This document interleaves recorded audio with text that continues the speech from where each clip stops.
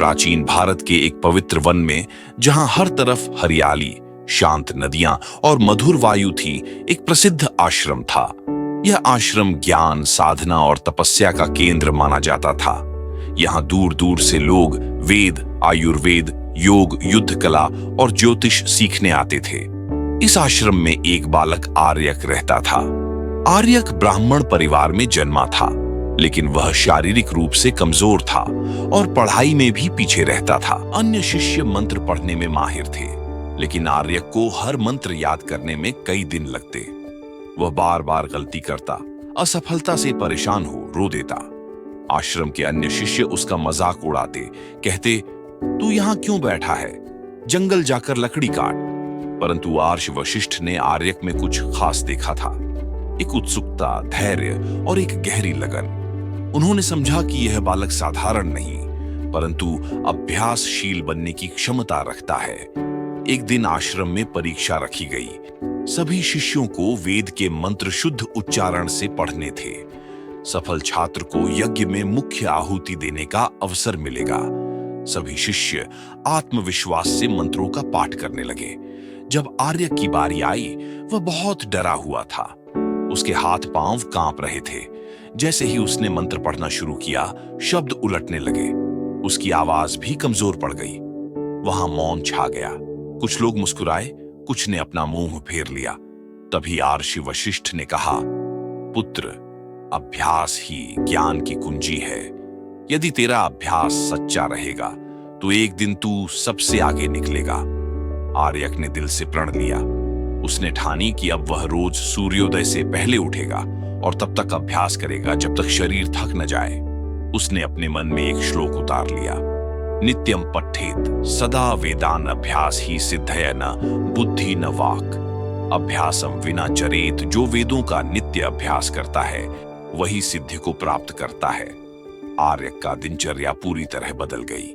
वह सुबह ब्रह्म मुहूर्त में उठता, गंगा के जल से स्नान करता और फिर मंत्रों का जप करता।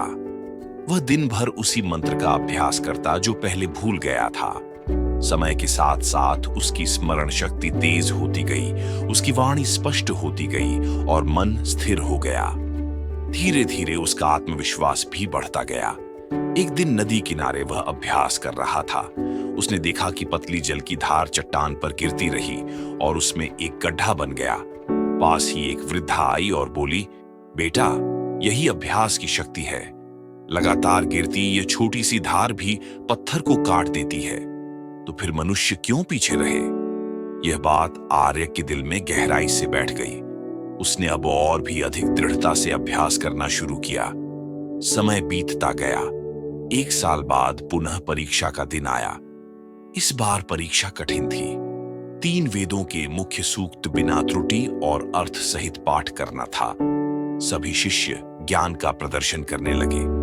जब आर्यक की बारी आई, वहां सन्नाटा था। उसने गंगा जल से आचमन किया, आंखें बंद की और मंत्रोच्चारण शुरू किया। उसका स्वर इतना शुद्ध और लयबद्ध था कि जैसे कोई अनुभवी आचार्य बोल रहा हो। न केवल मंत्रों का पाठ किया, बल्कि उनका अर्थ भी समझाया। आर्षि वशिष्ठ की आंखों में गर्व की चमक थी। उन्होंने कहा, आर्यक, तू अब बालक नहीं रहा। अभ्यास से तू एक महान ऋषि बन चुका है। तेरी मेहनत ने सिद्ध कर दिया कि अभ्यास से ही बुद्धि तेज होती है, आत्मा जागृत होती है और जीवन सार्थक बनता है। अब आर्यक का नाम सभी सम्मान से लेने लगे। उसने न केवल स्वयं को सशक्त बनाया, बल्कि नए शिष्यों को भी सिखाना शुरू किया। उसने विशेष अभ्यास पद्धतियां तैयार की ताकि कठिनाई से पढ़ने वाले बच्चे भी आसानी से सीख सकें। उसने आश्रम के पास एक नया गुरुकुल स्थापित किया।